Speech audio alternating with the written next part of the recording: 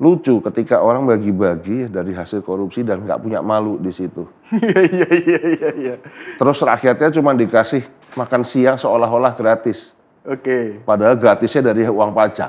Oke. Ketika kita kampanye kemudian ada celetukan Prabowo, ternyata cuma 8 orang, terus diedit, ditimpa suaranya, ya kampungan lah.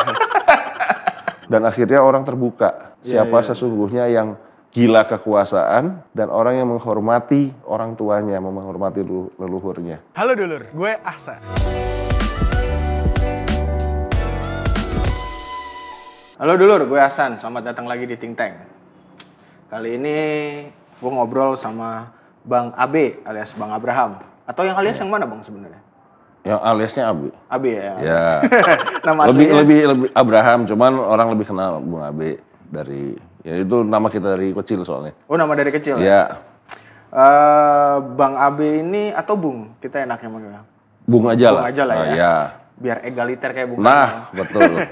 Nah, Bung Abe ini adalah Sekjen Repdem. Iya. Sayapnya PDI Perjuangan. Nah, Abang udah dari kapan sih Bang di Repdem itu sebenarnya? Saya di Repdemnya itu 2017. 2017? Ya, di Repdem 2017. Tapi masuk PDI-nya 92. Udah sebelum PDI Perjuangan malah itu ya? Masih sebelum Ibu jadi Ketua Umum. Ketua Umum. Dan kemudian ketika Ibu jadi Ketua Umum langsung masuk ikut Ibu, terus ikut sampai garis sekarang. Ibu lah ya? Betul. Berarti ibarat kata nih kalau secara ideologi ini udah 99 karat. Karatnya udah karatan banget. Iya, udah. Apapun kita ikut Ibu. Nah, ngomong-ngomong soal ikut Ibu nih Bang. Ini Pilpres 2024 ini itu banyak yang menyaksikan bahwa PDI Perjuangan itu solid sampai ke akar rumput Bang. Untuk memenangkan Ganjar Mahfud. Nah, Abang gimana ngelihat itu? Apakah Abang tentu ke lapangan dong, misalkan yang di lapangan yang Abang lihat itu kayak gimana sih Bang? Kondisinya? Ya saya kira wajar ya ada pihak yang menghembuskan itu. Karena kan ini kompetisi. Ya. Tapi hari ini PDI semakin solid. Oke. PDI itu dari dulu, dari 90-an, dari awal Ibu menjabat, semakin diterpa, semakin solid, semakin kuat. Oke. Ya. Itu kalau kondisi realnya tuh kayak gimana Bang? Kesoliditasan itulah, solidnya itu gimana? Kan soalnya kita yang di sini nih mungkin susah lah membayangkan gitu ya. Di akar rumput itu kayak gimana gitu sebenarnya. Ya kalau saya kan, saya habis keliling juga kebetulan. Ini baru pulang dari Jawa Timur, baru saya landing. Iya. Oke. Dan semakin kesini teman-teman semakin kuat memposisikan bahwa dukungan ke Ganjar Mahfud itu harus 100%, PDI 100% ke Ganjar Mahfud. Oke. Itu sampai di tingkat anak ranting. Kalau teritorial sampai anak ranting. Kalau sektoral sampai di tingkat komisariat-komisariatnya. Oke, jadi ini sampai anak ranting ya? Anak ranting itu berarti di setingkat level dusun atau RW. Dusun atau RW? Iya. Mesinnya PDI itu udah sampai sana? Betul. Dan semuanya memenangkan Ganjar Mahfud? Semuanya memenangkan Ganjar Mahfud. Jadi nggak benar lah ya kalau ada yang bilang bahwa PDI ini kropos, gembos, gara-gara misalkan Pak Jokowi nggak dukung gitu. Enggak. Loh semua ini kalau kita ini kan yang petugas partai. Petugas partai dalam pengertian kita sudah memilih Ibu di Kongres, memberikan kewenangan kepada Ibu Megawati. Kemudian ketika dipimpin kita selalu siap dan selalu ikut apa arahan Bu Megawati. Karena Ibu Megawati memimpin tidak semata-mata dengan pribadinya, tapi juga dengan ideologi yang dibawa oleh Bung Karno. Kekuatannya itu di ideologi itu, bukan di sosok kemudian kan, bukan Iya, di ideologinya. Yang paling penting ideologinya. Makanya kita kaderisasi jalan terus, sekolah partai. Satu-satunya partai yang punya sekolah partai, sekolah kaderisasi itu kita, PDI Perjuangan. PDI Perjuangan. Iya. Dan itu yang kemudian sebenarnya sekolah partai ini kan yang bisa dikatakan itu melahirkan tokoh-tokoh politik nasional. Betul. Ya termasuk Pak Jokowi kan alumni sekolah partai juga kan harusnya kan. Semua yang mau jadi pimpinan harus masuk ke sekolah partai dulu. Ada kaderisasi khusus untuk itu. Kepala-kepala daerah semuanya. Ya, termasuk. Anggota DPR dan lain-lain. Semuanya harus ikut sekolah partai. Oke. Nah, gini Bang. Tadi Abang bilang bahwa dari Jawa Timur nih, barusan banget dari Jawa Timur gitu. Baru dari lapangan lah artinya. Iya. Sebenarnya animo masyarakat di Jawa Timur Bang hari ini kepada Ganjar Mahfud itu gimana? Apalagi kan barusan aja kita dengar gitu katanya Gubernur Jawa Timur hari ini gitu ya setelah diketok sama MK buat diperpanjang masa jabatannya gitu kan. Iya, Terus iya. tiba-tiba ngomong dukung Prabowo Gibran gitu loh. Ini kayak sebuah kebetulan yang aneh sih menurut gua. Tapi gimana kemudian efeknya? Ada nggak sih efek ke Ganjar atau gimana masyarakat ke Ganjar sampai hari ini di Jawa Timur itu kalau yang abang lihat kemarin? Ya saya kira animo masyarakat ke Mas Ganjar juga kuat kok. Oke. Tetap kuat. Kemarin malah waktu Sabtu saya lihat Pak Ganjar ada di Surabaya, Pak Mahfud juga di Surabaya. Walaupun tidak dalam acara yang sama. Iya. Dan animonya tinggi. Animonya tinggi, banyak. Tinggi. Terutama anak-anak muda ya. Kita udah mulai menyapa anak-anak muda dan karena PDI, waktu zaman PDI, sekarang PDI Perjuangan, Iya. kita itu kan 3 yang kita bener-bener rangkul. Yang pertama adalah sebagai partai Wong Cilik, Iya. partai Sendal Jepit, dan partai Kawula Muda. Oke. 3 ini nggak bisa dipisahkan ya? Oh nggak bisa, ini jadi satu kesatuan. Jadi kalau PDI ada 3 itu beneran? Wah beneran, ini unsurnya nih. Wong Cilik, Sendal Jepit, Kawula Muda. Sendal jepit itu kayak gimana bang? Ya, kita lihat orang-orang yang becak, Oke. ya kan? Yang nggak mampu beli sepatu itu juga masih banyak. Dan inilah kita yang membawa misi kerakyatan. Oke. Jadi Wong Cilik, Sendal Jepit, dan Kawula Muda. Iya. Nah hari ini digarap lagi itu, 3-3-nya itu. Pak Jokowi juga waktu jadi presiden, usianya muda sekali kan? Iya bener. Nah iya, Hah. kita kan mengangkat generasi yang berikut ya tidak semata-mata egois. Untuk hanya memamerkan sosok yang sudah senior. Iya. Senior mendampingi lah. Dan hitungannya kan sebenarnya Mas Ganjar juga kalau dibanding Pak Prabowo ya jauh usianya kan. Oh iya. Sangat muda itu hitungannya. Mas Makanya, Ganjar. tapi didampingi sama tokoh senior yang itu pendekar hukumnya sangat kuat. Oke. Seingat saya sih ini pendekar hukum kalau saya ingat ini juga yang ketiga ya yang benar-benar luar biasa. Dulu ada polisi itu Pak Hugeng, kemudian ada jaksa Pak Baharudin Lopa. Iya. Nah ini pendekar hukumnya tidak kalah bersih, tidak kalah tegas, dan nggak punya tedeng aling-aling Pak Mahfud ini. Pak Mahfud. Iya. Iya sih. Dan banyak yang nyamain Pak Mahfud tuh misalnya sama Artijo Alkausar misalkan yang tegas lawan korupsi, sama-sama Madura, sama-sama tegas juga melawan korupsi gitu. Iya, nggak punya tedeng aling-aling. Sekarang Pak Mahfud, apa yang mau disandra? Orang beliau nggak ada kasus, nggak ada masalah. Makanya kayak kemarin tuh Pak Mahfud juga sempet tuh kalau nggak salah ngomong kalau nanti dia terpilih bareng Mas Ganjar akan mengembalikan undang-undang KPK itu ke semula sebelum direvisi. Nah itu banyak yang meragukan tapi bang. Ya nggak apa-apa. Kalau hari ini banyak yang meragukan itu kan propaganda dari sebelah. Oke. Tapi Pak Mahfud sudah menegaskan bahwa KPK akan diperkuat. Kemudian benar-benar pemberantasan korupsi menjadi agenda utamanya. Pak Ganjar tuh bolak-balik juga ngomong pemberantasan korupsi. Karena apa? Negara ini kaya tanpa korupsi. Pasti kaya. Pasti kaya. Pasti kaya. Jadi emang yang menghambat kekayaan ini korupsi nggak kaya. Dulu sih ada tokoh Gerindra. Fadlizon tuh bilang bahwa korupsi itu justru pelumas pembangunan katanya bang. Ya, pelumas pembangunan seperti apa sih? Kan jadi lucu ketika orang bagi-bagi dari hasil korupsi dan nggak punya malu di situ. Iya. Terus rakyatnya cuma dikasih makan siang seolah-olah gratis. Oke. Padahal gratisnya dari uang pajak. Dari uang rakyat lagi. Dari uang rakyat lagi. Itu kalau buat rakyat cuma sehari aja sekali makan siang selesai kok. Iya. APBN kita setahun. Masa iya? Nah yang ngibul yang mana? Ya kan? Emang sih, kadang emang pilpres ini susah kita ngebedain mana orang yang tulus sama yang bulus, bang. Ya. Tapi kalau dari penjelasan abang tadi sih kayaknya kita udah tahu lah sebenarnya yang bulus tuh yang mana. Gitu. Ya kan saya nggak perlu membuka itu sampai terlalu dalam kan di sini kan. Nah, ini bang, balik lagi ke soal teritorial nih bang. Artinya soal akar rumput gitu kan, soal pergerakan massa. Tadi di Jawa Timur abang bilang kemudian masyarakat ini masih sangat senang dengan Ganjar Mahfud, terutama mungkin karena Pak Mahfud juga orang NU, Pak Mahfud ini orang Jawa Timur juga, orang Madura yang basis NU juga di Jawa Timur gitu kan. Jadi punya kekuatan juga. Nah, kita geser dikit ke tengah, Bang. Jawa Tengah. Yang disebut sebagai kandang banteng. Kita ngelihat sebenarnya Prabowo Gibran ini kan kayak gempur abis tuh. Jawa Tengah gitu kan. Kalau kita lihat juga misalkan kayak ada sampai banyaklah kejadian-kejadian yang dalam tanda kutip itu mepet-mepet jurang kecurangan gitu dan lain-lain gitu kan, yang udah ada kayak kabar kades dipaksa dan lain-lain gitu kan. Nah, posisi hari ini Jawa Tengah gimana kemudian di tengah gempuran itu? Solid kok. Oke. Solid, nggak ada masalah sama sekali dengan suara Mas Ganjar di sana. Untuk Pak Ganjar Mahfud nggak ada masalah di Jawa Tengah. Oh masih kuat. Kuat banget ya. Masih kuat. Apapun mau dipropaganda seperti apapun. Kayak kemarin kejadian ada yang teriak-teriak. Ketika kita kampanye kemudian ada celetukan Prabowo. Ternyata cuma 8 orang. Terus diedit, ditimpa suaranya. Ya kampungan lah. Mereka cuma datang 8 orang duduk paling belakang supaya bisa cepat lari gitu kan. Kampungan lah cara-cara begitu. Dan rakyat tuh paham yang begitu. Rakyat malah muak ya sebenarnya kayak gitu. Muak. Kemudian mengintimidasi kepala desa. Loh ini kan lebih gila dari Orde Baru loh. Makanya adrenalin saya juga lumayan naik. Karena lawannya lebih jahat dari Soeharto ternyata. Ini sebuah statement yang mengerikan ya. Lebih jahat dari Soeharto lawannya. Iya, lebih jahat. Indikatornya apa tuh Bang kalau sampai kayak gitu? Mengintimidasinya langsung. Abang ngerasain? Oh iya, sangat merasa.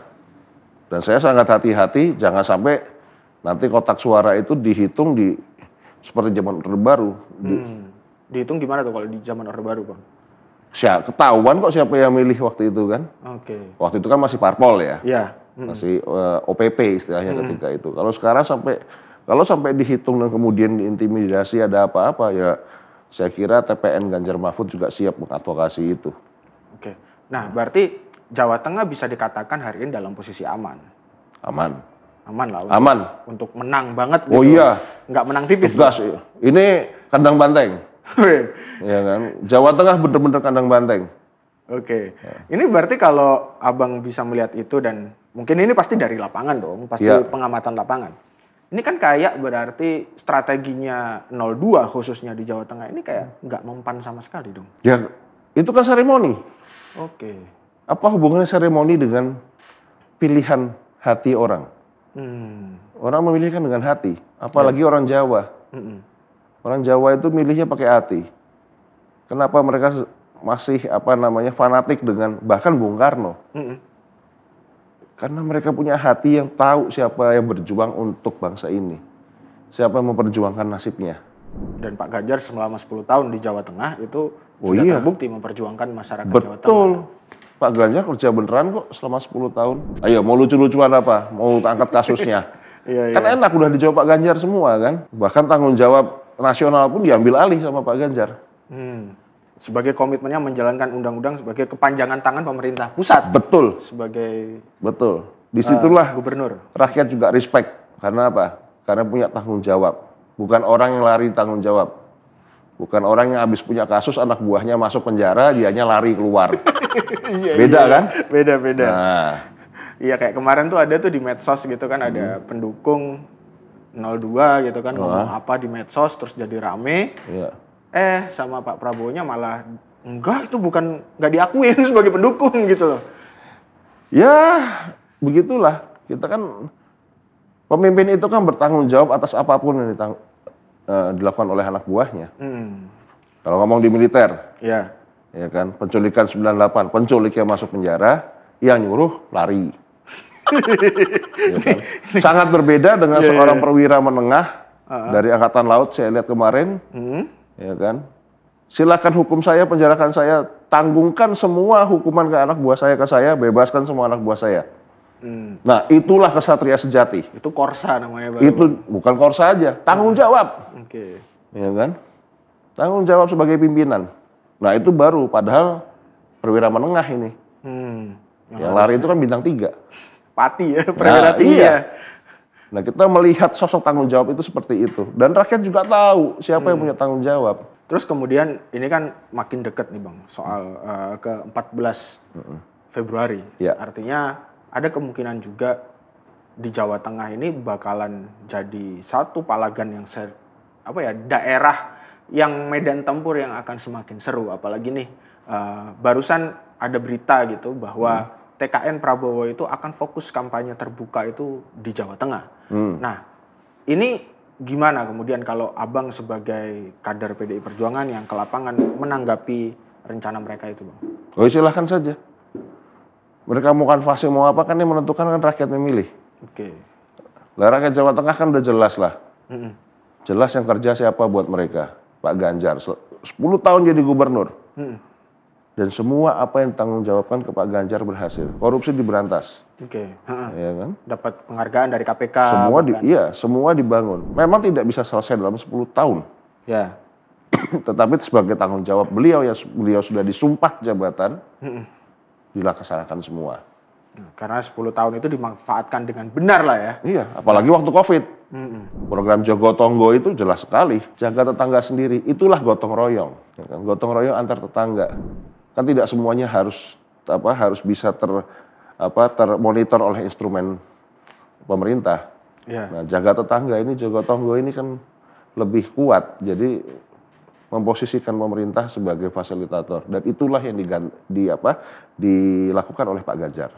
Ini emang menarik sih waktu itu selama COVID gitu ya, bahwa program Pak Ganjar Jogo Tonggo ini termasuk salah satu model surveillance yang kalau menurut saya Indonesia banget dan efektif gitu. Karena apalagi waktu itu kan di COVID kan sempat di awal-awal banyak tuh kebencian, orang ngelihat orang COVID itu kayak lihat penyakit apa gitu kan, tapi itu tidak terjadi kemudian di Jawa Tengah karena ada program Jogo Tonggo itu malah menjadi lebih guyup. Dan kita ngelihat juga kayaknya Pak Ganjar memang mengedepankan kebersamaan. Banyak programnya itu yang ngomongin soal itu, melibatkan rakyat, kayak misalkan Jateng Gayeng Hinceng Wong Meteng, itu kan juga kebersamaan gitu. Rumah sakit darurat atau apa gitu. Itu juga sama kan. Nah, apakah kemudian posisi Pak Ganjar hari ini di Jawa Tengah yang sudah semacam itu, ini kan banyak isu bahwa ya ada Gibran juga loh gitu, yang dia di Solo, dia dulu PDI Perjuangan, terus yang kampanye Pak Ganjar juga. Iya benar. Jangan lupa 14 Februari pilih Pak Ganjar gitu kan. Iya, itu Mas Gibran juga ya. Halo, selamat siang. Saya Gibran Kakabuming mengajak seluruh warga untuk berbondong-bondong ke TPS di 14 Februari nanti untuk memilih PDI Perjuangan dan Pak Ganjar. Terima kasih. Nah, posisi ini katanya juga akan menyulitkan Pak Ganjar karena orang akan melihat bahwa ya ada juga yang berprestasi di Jawa Tengah meskipun itu dalam skup yang kecil, Solo gitu. Dan kemudian juga dia anaknya Pak Jokowi yang juga pernah menang di Jawa Tengah gitu 2019. Itu gimana Bang? Ya beda lah antara orang yang mandiri sama disuapin. Gimana nih maksudnya nih? Oke, berhasil. Semua programnya berhasil. Ya iya berhasil. Orang itu program negara kok, program nasional. Kebetulan aja lokasinya di sana. Bahkan sampai bikin museum minyak di Solo itu kan juga aneh kan.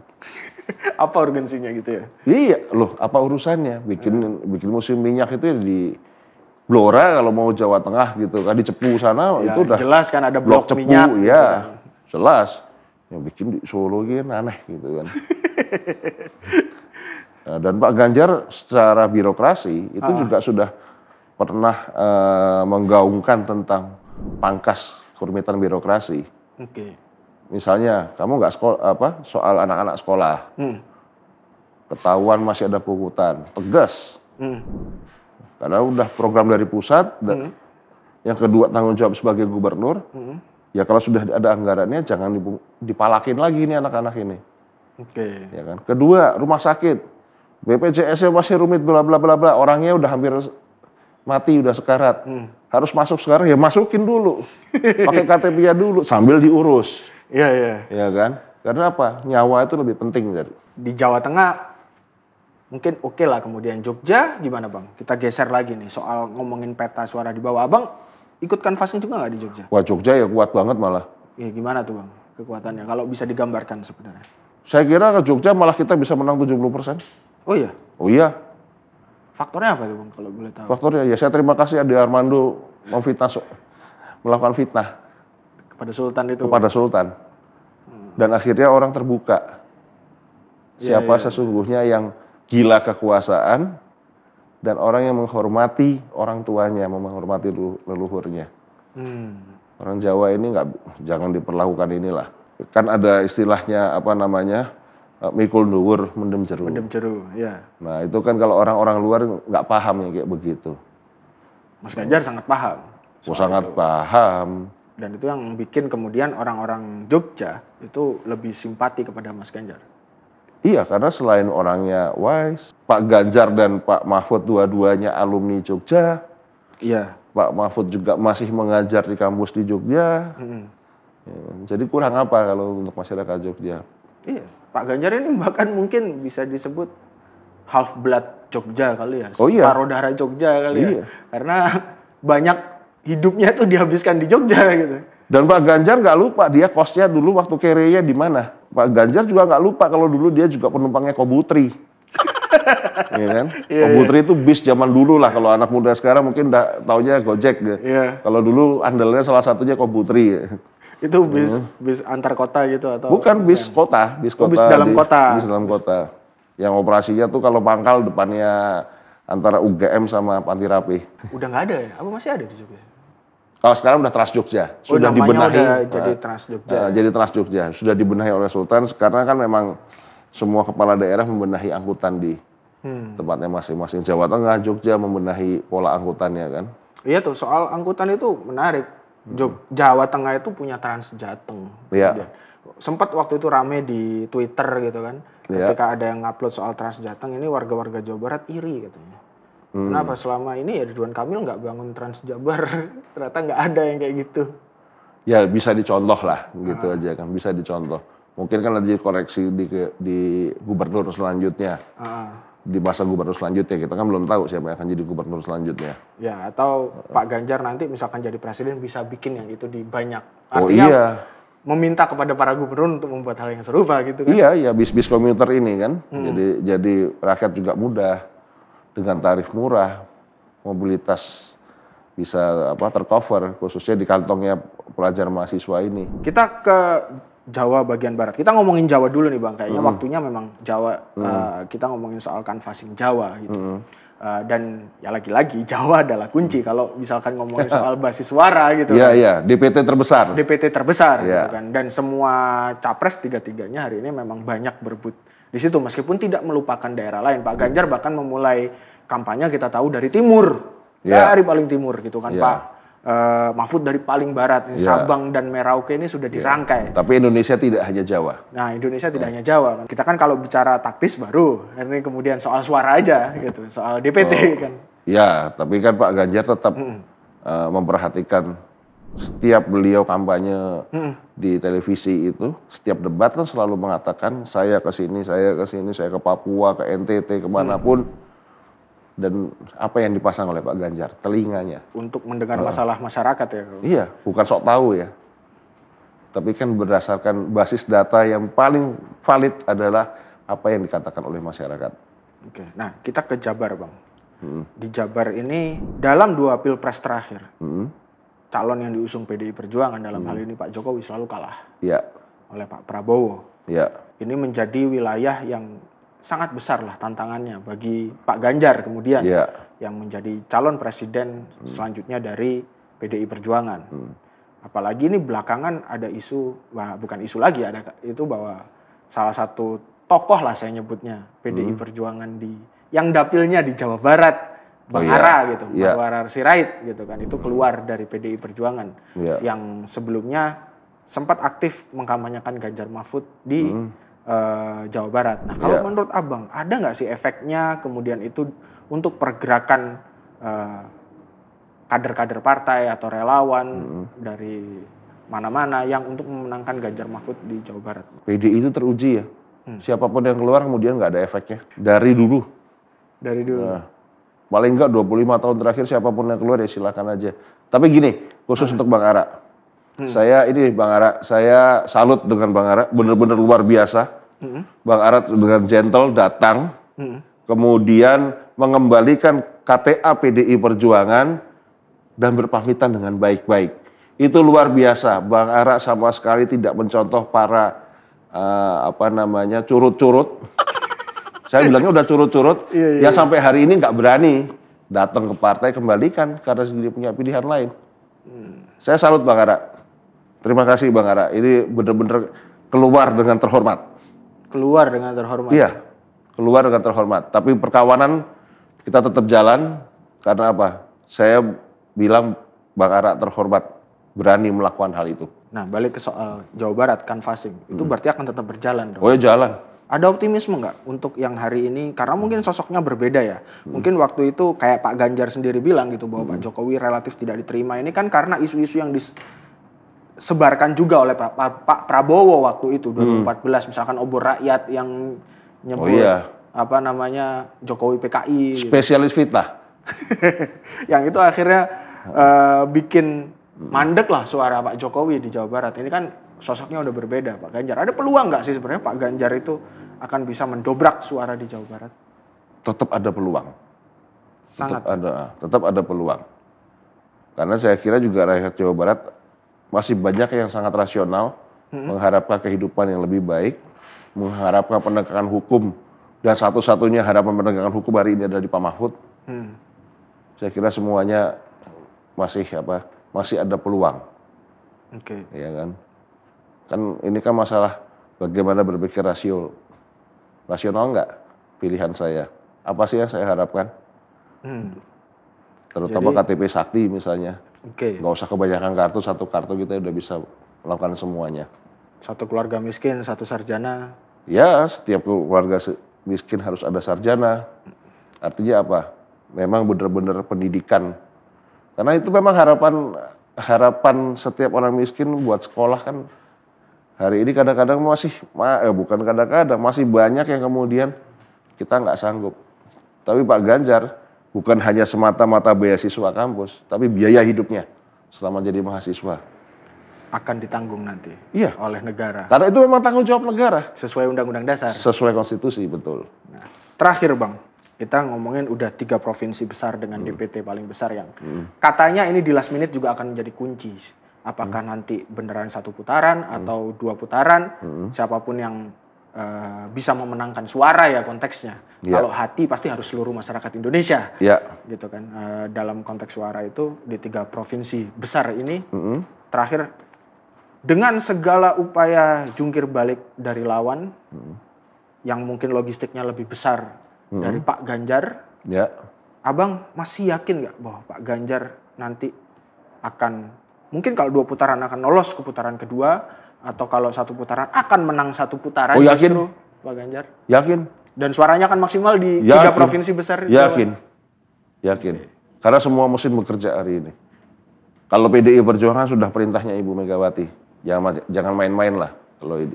Belum lagi ditambah partai koalisi. Ditambah dengan partai koalisi dan relawan. Dan teman-teman relawan. Itu kita hargai banget. Semuanya bekerja total untuk kemenangan Pak Ganjar Mahfud. Thank you Bang Abe. Sama-sama Bung. Udah main ke Think Tank. Iya. Kita lihat nanti 14 Februari. Menang. Siap, menang. Thank you dulur semua. Bye.